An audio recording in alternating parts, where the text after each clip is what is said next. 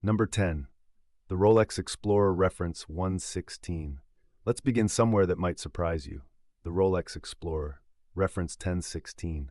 On the surface, it looks almost too simple. A clean black dial, no date complication, no flashy bezel, no colored accents, just 3 hands, basic hour markers, and the Rolex crown sitting quietly at 12 o'clock. But here is what serious collectors understand that casual observers miss entirely.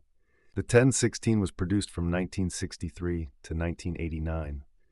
26 years of continuous production. That sounds like a long run, and it was.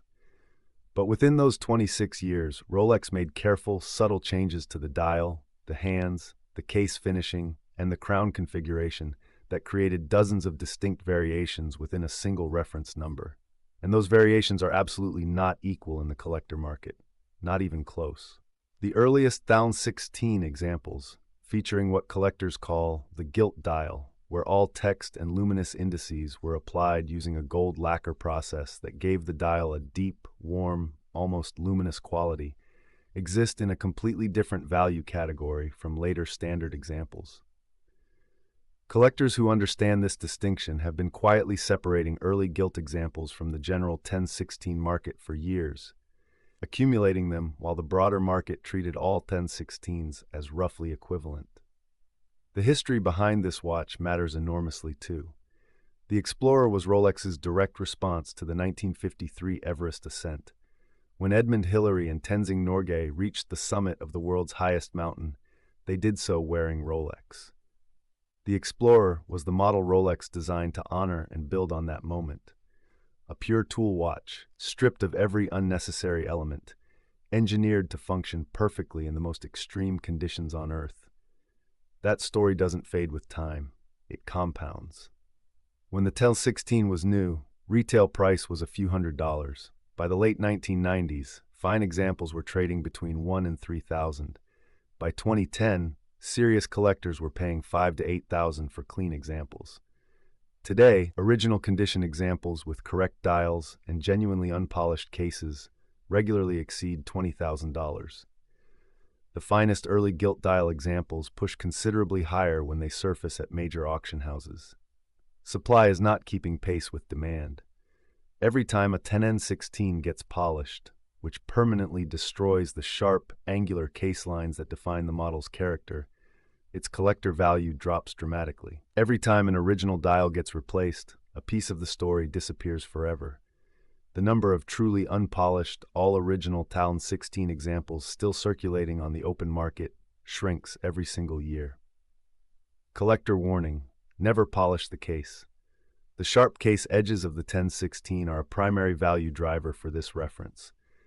A polished 1016 is worth a fraction of an unpolished example. If you find one with original case finishing, protect it at all costs. Number 9. The Rolex Daytona Reference 6263. There are Daytonas, and then there are Daytonas.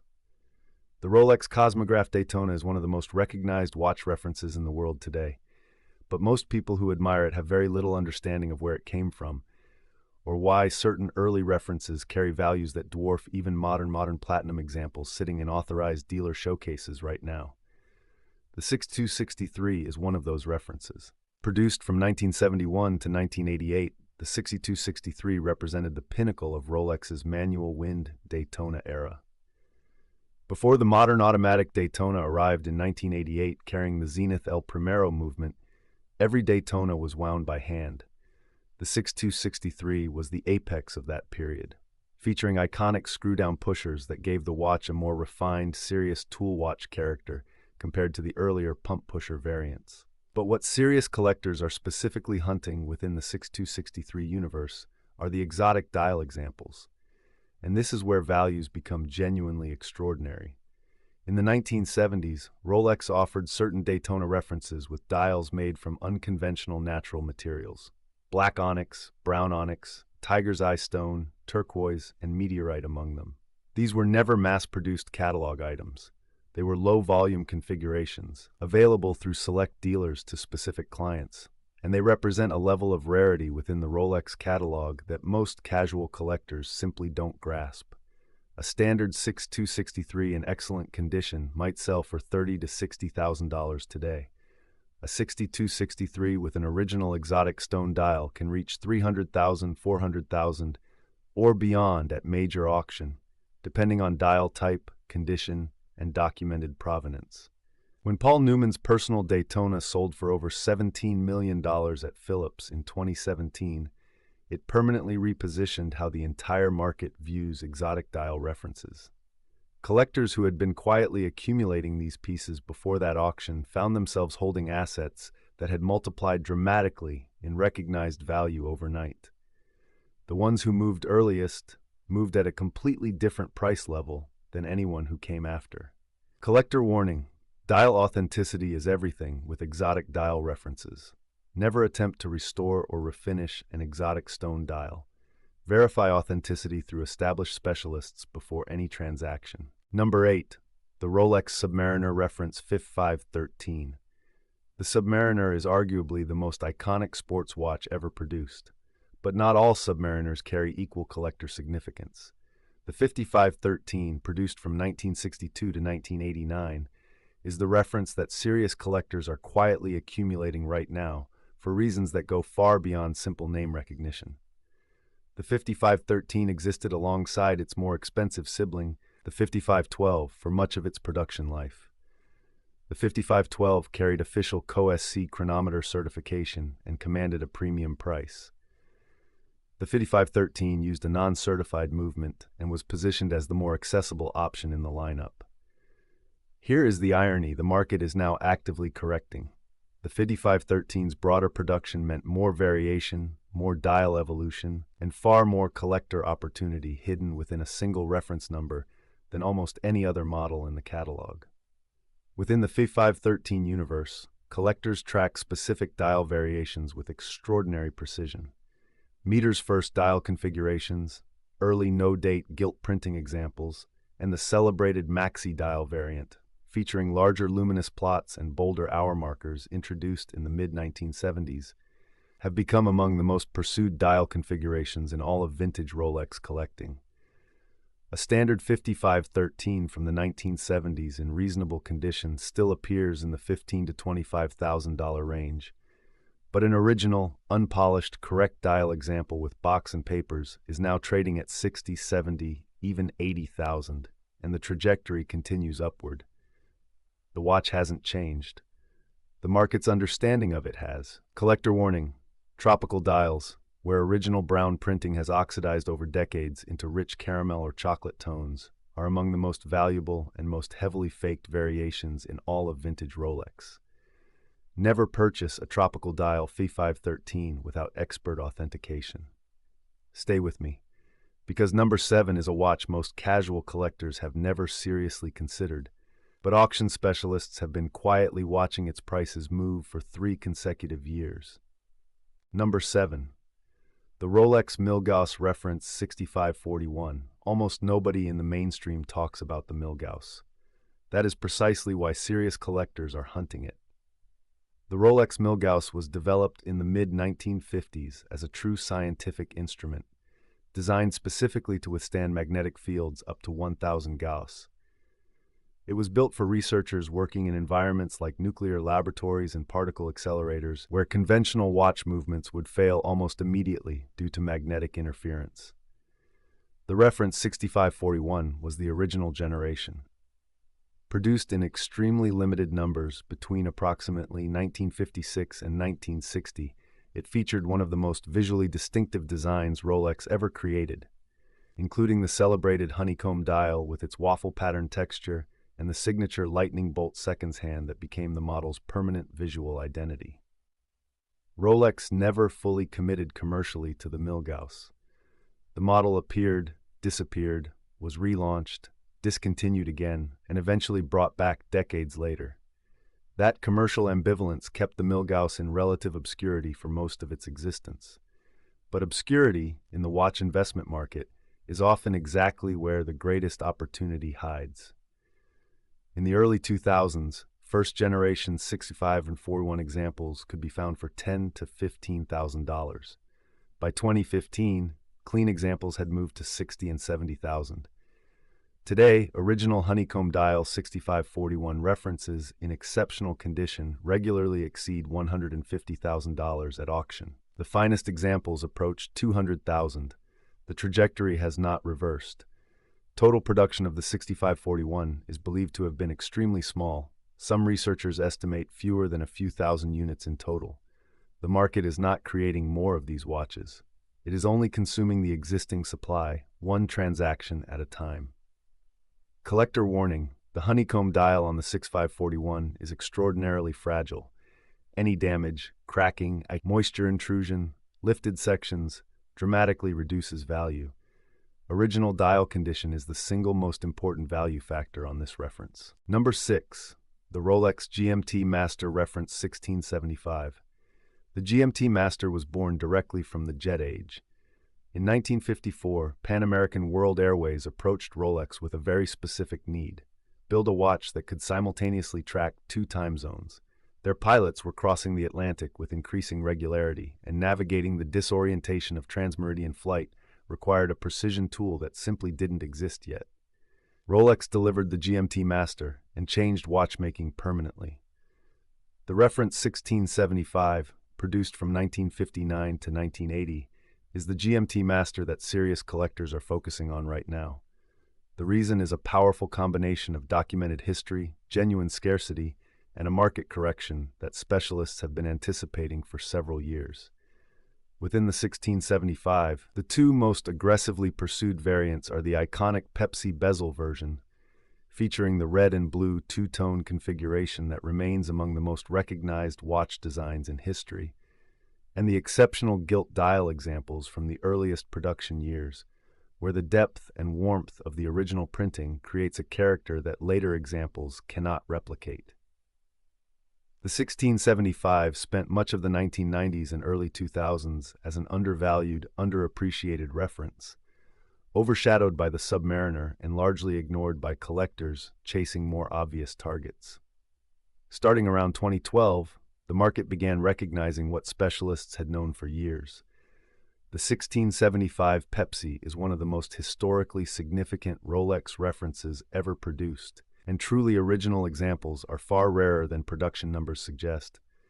Because they were worn hard, Pan Am pilots wore them across oceans, businessmen wore them across continents for decades. The survival rate of genuinely unpolished, all-original 1675 examples is dramatically lower than total production figures imply. Clean examples with original dials and unpolished cases trade between 40 and 90,000 today. The finest examples have crossed 150,000 at major houses, and the 1675 Pepsi remains meaningfully undervalued relative to comparable Submariner references from the same production era. That gap is actively closing. Collector warning: original bakelite bezels on the 1675 are irreplaceable and heavily faked. Always verify bezel authenticity independently. A replacement bezel reduces value substantially, even on an otherwise perfect example. Number 5. The Rolex Datejust references 1601 and 1603, tropical dials. Stop overlooking the Datejust. Serious collectors stopped overlooking it years ago. The Rolex Datejust is the best-selling luxury watch in history. That extraordinary commercial success worked against its collectability for decades. How could something so common carry real collector value? But that thinking misses the single most important lesson in vintage watch collecting. Total production volume means nothing. The original condition of a specific individual example means everything. Within the Datejust catalog, the references generating serious collector attention right now are the 1601 and 1603 from the 1960s and early 1970s, specifically examples that have developed what the market calls tropical dials over their decades of existence. A tropical dial occurs when the original lacquer or printed surface of a watch dial oxidizes unevenly over many years of natural aging. The result is a transformation from the original black or dark tone into a stunning spectrum of honey, caramel, chocolate, and espresso, sometimes with remarkable variation across a single dial face. No 2 tropical dials age identically. Each one is genuinely unique. These transformations cannot be manufactured. They cannot be replicated on demand. They are the product of decades of natural chemistry, and each one tells the specific story of exactly where and how that watch lived. A standard 1601 or 1603 Datejust in good condition sells for $3,000 to $8,000 today. An exceptional original example with genuine tropical dial coloration commands 25, 35, or even 50,000, a multiplier driven entirely by depth, evenness, and authenticity of the tropical transformation. The Datejust tropical market is still in early discovery. Submariner and Daytona tropical dials have already been recognized and priced by the broader market. The Datejust is following that same path, and collectors who understand this are moving now, before the rest of the market fully catches up. Collector warning: tropical Datejust dials are being faked with increasing sophistication. Purchase only from reputable dealers with established authentication records. Never attempt to clean or treat a tropical dial surface. Even careful cleaning can destroy the natural patina entirely. Keep watching. Because number 4 is a watch that sold for under $200 when it was new, and is now changing hands at prices that would genuinely shock anyone who owned one in the 1960s. Number 4. The Rolex Submariner Reference 6538, the Big Crown. If the 5513 is where knowledgeable collectors shop, the 6538 is where the most serious collectors hunt. Reference 6538, known universally in collector circles as the Big Crown. Produced between 1954 and 1960, the 6538 represents the earliest meaningful evolution of the modern Submariner, and it carries historical weight that almost no other Rolex reference can approach. The Big Crown nickname derives from the oversized winding crown, measuring approximately 8 millimeters, that Rolex fitted to these early examples. The reasoning was entirely functional. Divers wearing thick neoprene gloves needed to be able to grip and operate the crown reliably. But the result was a visual statement that made the 6538 instantly distinctive among every Submariner reference that followed. The 6538 also carries one of the most powerful cultural associations in watch history: James Bond. In the earliest official Bond films, beginning with Dr. No in 1962, Sean Connery wore a Rolex Submariner. The specific reference has been debated among collectors for decades, but the 6538 is the reference most intimately associated with the Bond era. Whether or not specific screen-worn provenance can be fully documented, the cultural connection permanently elevated the 6538's status in the collector community in ways that compound with each new generation. When these watches were new, they sold for approximately $150. By the late 1990s, strong examples traded at $10,000 to $15,000. By 2015, original condition 6538 examples broke $70,000 and $80,000. Today, exceptional unpolished examples with correct dials and original crowns have crossed $150,000, with the finest examples substantially higher. The 6538 market is not speculative. It is one of the most consistently and reliably appreciated references in all of vintage Rolex collecting. Collector warning: crown authenticity is critical on the 6538. Original oversized crowns are irreplaceable. Any crown replacement, even one that appears visually correct, must be disclosed and significantly affects value. Number 3. The Rolex Day-Date Reference 1803, Exotic Dials. The Day-Date has always been the watch of power. Presidents wore it, heads of state wore it, industry leaders wore it. Rolex itself informally called the reference the President, and the iconic President bracelet introduced with this model became one of the most recognized luxury accessories ever created. The reference 1803, produced from 1956 through the mid-1970s, is where the Day-Date collector story becomes genuinely extraordinary, specifically when the conversation turns to exotic dial configurations. During the 1960s and early 1970s, Rolex offered the Day-Date with dials crafted from semi-precious stone materials that reflected the extravagance and ambition of the era. Onyx, tiger's eye, malachite, bloodstone, meteorite, turquoise, and others were available as legitimate factory configurations. These were not aftermarket modifications or dealer customizations. They were genuine Rolex factory options, ordered by and delivered to some of the most powerful and wealthy individuals in the world, and they were produced in tiny quantities. A standard 1803 in solid gold with a clean original dial can be found today for $15,000 to $30,000. A comparable example with an original factory exotic stone dial routinely reaches $80,000, $100,000, or $150,000 at auction, sometimes considerably beyond. The price differential between standard and exotic dial 1803 examples is one of the largest value gaps in the entire Rolex catalog. It exists primarily because most sellers, and many buyers, do not fully understand the rarity of what they are looking at when an exotic dial example crosses their path. That knowledge asymmetry is pure opportunity for collectors who have done the work to understand it. Collector warning: exotic dial authentication on the 1803 requires genuine specialist expertise. The market for replaced and faked exotic dials is sophisticated and well-funded. Always engage an independent Rolex specialist before any transaction involving an exotic dial date. Number 2. The Paul Newman Daytona variants beyond the 6239. Everyone knows the Paul Newman Daytona, but most people only know half the story, and the half they don't know is where serious collectors are still finding real opportunity. When Paul Newman's personal Daytona, reference 62239, with the distinctive exotic Art Deco dial, sold for $17.75 million at Philips Geneva in October 2017, it became the most expensive wristwatch ever sold at public auction at that time. The story reached global headlines far outside the watch world. The collector market was permanently altered by that single transaction. But here is exactly what the headlines missed. The term Paul Newman dial, referring to the distinctive dial configuration featuring a secondary subdial chapter ring, Art Deco numerals, and contrasting color execution that separates these models from standard Daytonas, applies across multiple references.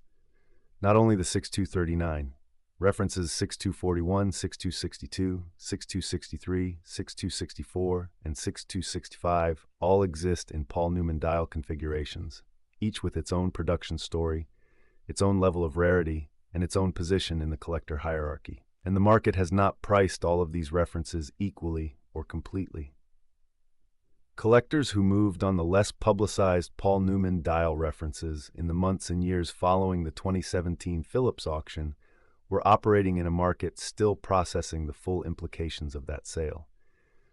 While coverage of the 6239 was exhaustive, the collectability of exotic dial variants across other manual wind Daytona references received far less mainstream attention. That gap is narrowing, but it has not fully closed. The 6241 Paul Newman, featuring acrylic crystal and the distinctive step bezel, exists in extremely limited documented numbers. The 6265 Paul Newman, the last of the manual wind era, has seen top examples approach and occasionally exceed $1 million. Within the broader Paul Newman universe, there remain references that specialists believe are still significantly underpriced relative to the 6239 benchmark. The full implication of the 2017 auction continues to move through the market. Collector warning: Paul Newman dial fakes are among the most sophisticated forgeries in all of watch collecting. Never transact on any Paul Newman reference without authentication from a recognized specialist. The stakes are simply too high for any other approach. Number 1. The Rolex Submariner reference 6200, the first Submariner. Number 1. The watch that started everything. If you understand nothing else about vintage Rolex collecting, understand this. The first version of any iconic model, the original, the one that came before everything that followed, carries a significance that the market rewards at the highest level. Always, without exception. The Rolex Submariner reference 6200 is the original Submariner. Introduced in 1953, the same historic year as the Everest ascent, the 6200 was Rolex's first true professional diving watch. It was depth-rated to 100 meters. It featured the rotating timing bezel that would define the Submariner's visual identity for 7 decades. It was raw, purposeful, tool-like, and built for function in a way that the refined, polished iterations that followed simply cannot replicate. It was also produced for an extraordinarily brief period. The 6200 was in active production for approximately 2 years, 1953 to 1955. Some researchers believe total production was fewer than 2,000 examples. possibly significantly fewer. The precise numbers are not publicly documented, but what is beyond question is that the 6200 represents one of the rarest production Rolex references in existence today. When you hold a 6200, you are holding the beginning of the most important sports watch story in history. You are holding a watch that Rolex introduced to the world in the same year humans first stood on top of Everest. You are holding a piece of watchmaking and cultural history that, by any objective measure, should not be as accessible as it occasionally still is. Because despite the 6200's extraordinary historical position, it operates in a relatively specialist market. It lacks the broad cultural visibility of later Submariner references. The casual collector seeking a vintage Submariner almost always targets the 5513 or 5512, not the 6200, because they haven't yet learned where the story began. That gap between historical significance and mainstream recognition is exactly the gap that serious collectors exploit. Original, unpolished 6200 examples with correct dials surface rarely, often traded privately between collectors and specialist dealers before ever reaching a public stage. When they do appear at major auction, strong examples have sold from $150,000 to over $300,000 depending on condition, originality, and provenance. But here is what the most informed specialists believe. The 6200 is still not fully priced for what it actually represents. When the broader market completely internalizes the 6200 as the foundational document of the most iconic sports watch ever made, the true original, the starting point from 1953, the price level will reflect that story in full. Collectors holding original examples today occupy a position very few people in the world share, and the supply cannot grow. It can only shrink. Every passing year removes more 6200 examples from open circulation into private collections that may not resurface for decades. Every year, more cases are polished, more dials are damaged, more original components are lost or replaced. The number of truly collectible 6200 examples available for purchase is not stable. It is declining. The question is not whether the 6200 will eventually trade at the level its history demands. The question is whether you understand what's happening early enough to be on the right side of that moment when it arrives. Collector warning: the 6200 demands the highest level of authentication expertise available. Serial number verification, movement examination, dial authentication, and complete case assessment must all be conducted by specialists with direct, hands-on experience with early Submariner references. The investment level involved demands nothing less than this.